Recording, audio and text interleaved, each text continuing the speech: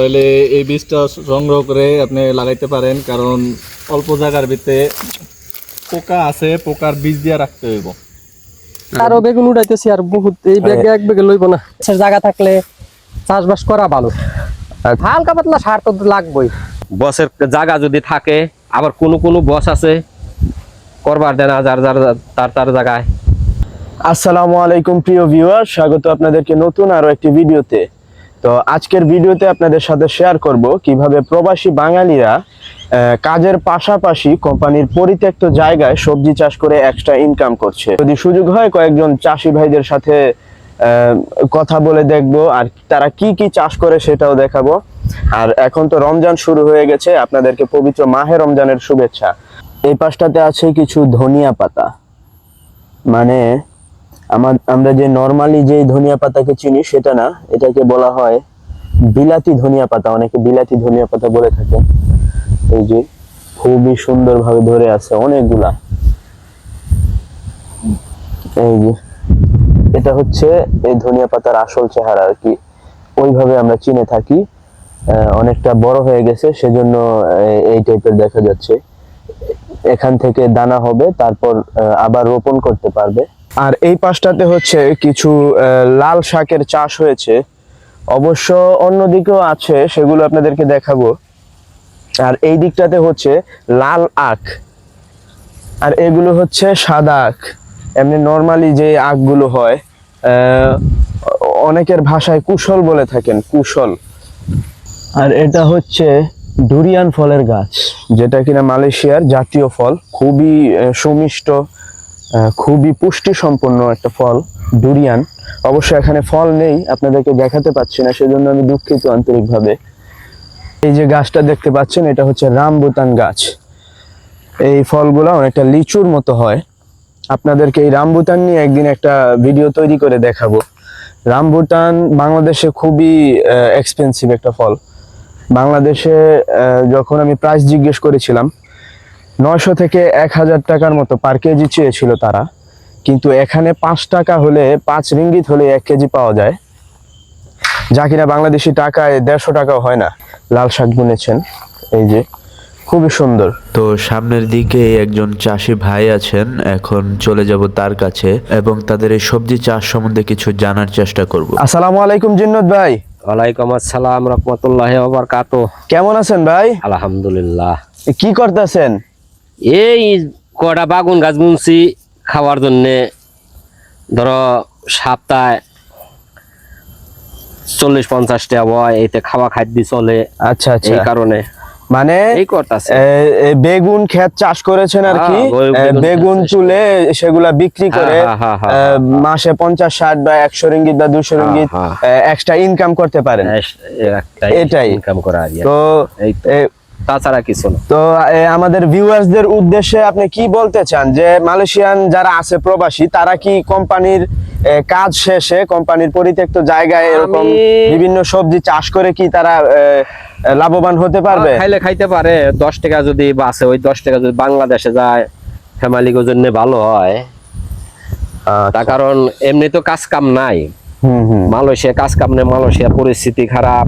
এই কারণে 2 সাইডটা বেগুন গাছ বুনি, এই বেগুন গাছে খাওয়া চলে আর কি, মাসে খাওয়া চলে। আচ্ছা আচ্ছা, 30 টাকা 20 টাকা 50 টাকা যাই আসুক, ওইটাই ভালো, ওইটাই ভালো আমার কাছে। আমার কাছে ওইটাই লাখ লাখ শুকরিয়া আল্লাহর কাছে। এই তো, তাছাড়া কিছু না। ইগিন দিয়া ও বিল্ডিং এ দুন যাব না, বাড়ি ঘর করুন যাব না আর কি। এইটা পিসা খাইলে বাদে, এইটা দিয়ে খাইলে বাদে ধরো 50 টাকা 60 টাকা গেলে বাদে বাংলাদেশে 1300 টাকা হইল, ওই পোলাপানে চলতে পারে। এই তো, এইটো কি, তাছাড়া কিছু না। আচ্ছা জিন্নত ভাই, এই কোম্পানির পরিত্যক্ত জায়গায় আপনারা কি কি চাষ করেন একটু বলেন তো আমাদের দর্শকদের উদ্দেশ্যে। কি কি সবজি চাষ করেন, কি কি? আমি 2টা বেগুন গাছ বুনি, 2টা উস্তা গাছ বুনি। এই তো, এইটাই খামার, এইটাই যতটুকু হয়। আর এমনি মানে বিভিন্ন ধরনের সবজি তো চাষ করে না, যেমন ওই চাষ করুন যা জায়গা জমিন থাকলে পাতে, ধুন্দল আছে, বরবটি, এরপর বেগুন। বসের জায়গা যদি থাকে, আবার কোন বস আছে করবার দেনা যার তার জায়গায়।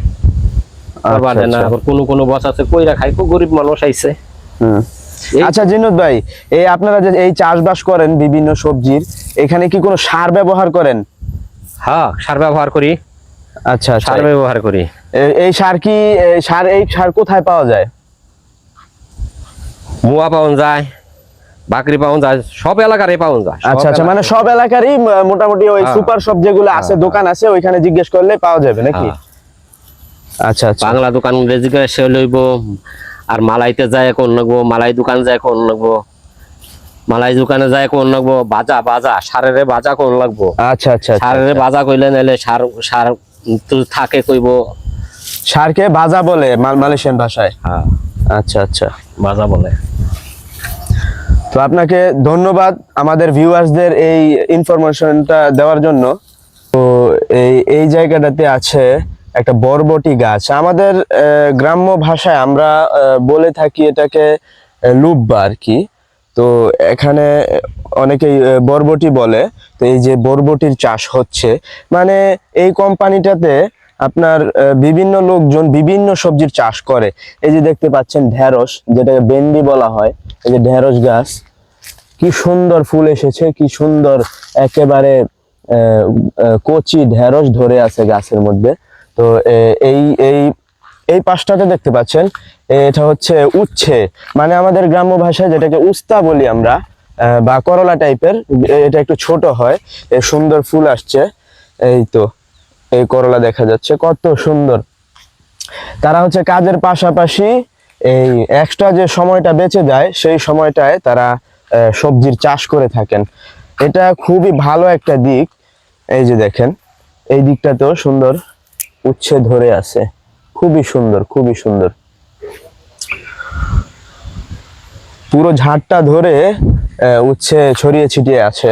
তো এই যে এই দিকটাতেও কিছু ঢেঁড়সের গাছ আছে, এইদিকে হচ্ছে ডাটা।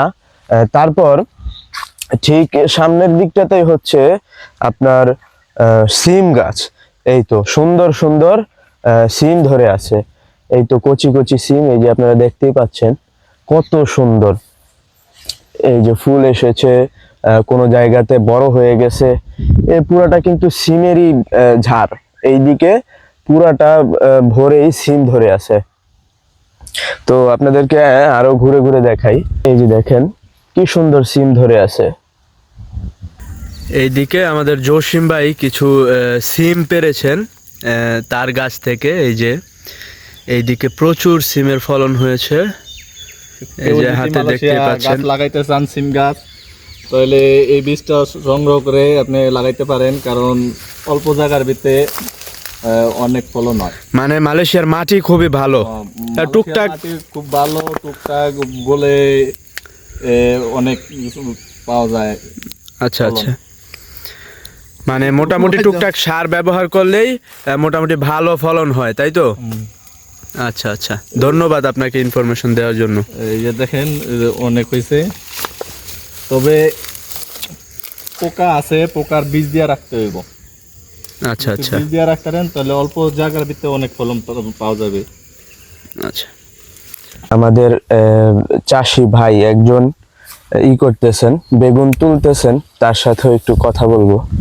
আবুল ভাই, আসসালামু আলাইকুম। ওয়ালাইকুম আসসালাম রাহমাতুল্লাহ। কেমন আছেন আবুল ভাই? আছি আলহামদুলিল্লাহ, আল্লাহ ভালো রাখছে। কি করতেছেন? এই তো বেগুন উঠাইতেছি, এই যে বেগুন। মানে প্রবাসের মাটিতে কাজের পাশাপাশি আপনারা কোম্পানির পরিত্যক্ত জায়গার মধ্যে এই বিভিন্ন সবজির চাষ করেন, তাই তো?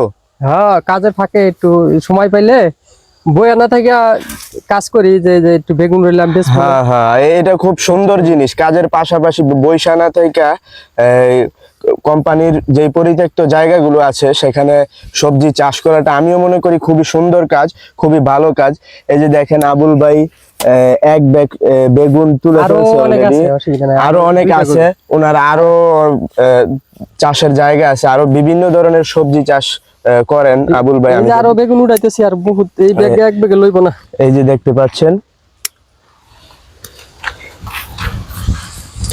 আবুল ভাই, এই যে এই সবজি চাষ করে মাসে কেমন টাকা পয়সা করা যায়? মানে মোটামুটি খাবারের খরচটা তো উঠে যায় না? খাওয়ারটা উঠা যায় আর কি।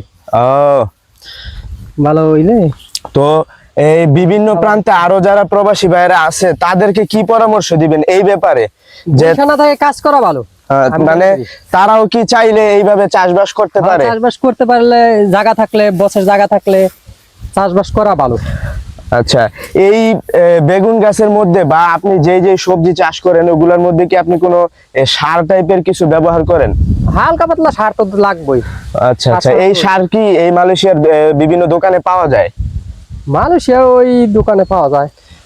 আচ্ছা আচ্ছা, তো তার মানে আপনিও পরামর্শ দিচ্ছেন যে বিভিন্ন প্রবাসী যারা আছে বৈশাখ থেকে কাজ করা ভালো। বৈশা না থেকে কাজের পাশাপাশি যেটুকু সময় পায় এই সবজির চাষ করতে পারে তারা, তাই তো?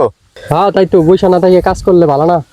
আপনারা চাইলে প্রবাসীরা যারা আছেন, যদি কোম্পানির আশেপাশে পরিত্যক্ত জায়গা থাকে, আপনারা বসে না থেকে বিভিন্ন সবজির চাষ করতে পারেন, যেমন লাল শাক, এরপর বেগুন আছে, পেঁপে লাগাতে পারেন, ধুন্দুল, চিচিঙ্গা, আরো বিভিন্ন ধরনের সবজি আছে, আপনারা লাগাতে পারেন। তো আমাদের আবুল ভাই প্রায় অনেকগুলোই 10 থেকে 15 কেজি বা 20 কেজির মতো বেগুন হবে পেরেছেন। এগুলো তিনি এখন নিয়ে যাচ্ছেন বিক্রি করার জন্য। প্রতি কেজি 5 থেকে 6 রিঙ্গিত বিক্রি করা যায়। রমজান মাস তো, তাই অনেকেই ফ্রি না, তারপরও যাদের সাথে যেই কয়জনকে পেলাম, দু একজনকে পেলাম, তাদের সাথে কথা বললাম, আপনাদেরকে ঘুরে ঘুরে দেখালাম এখানের চাষাবাদ, তারা কিভাবে চাষবাস করে, কি কি চাষ করে। তো আজকের ভিডিওটা এখানেই শেষ। তো সবাইকে মাহে রমজানের শুভেচ্ছা। সবাই ভালো থাকবেন, সুস্থ থাকবেন, আর দেখা হবে নতুন অন্য আরেকটি ভিডিওতে। তো খোদা হাফেজ।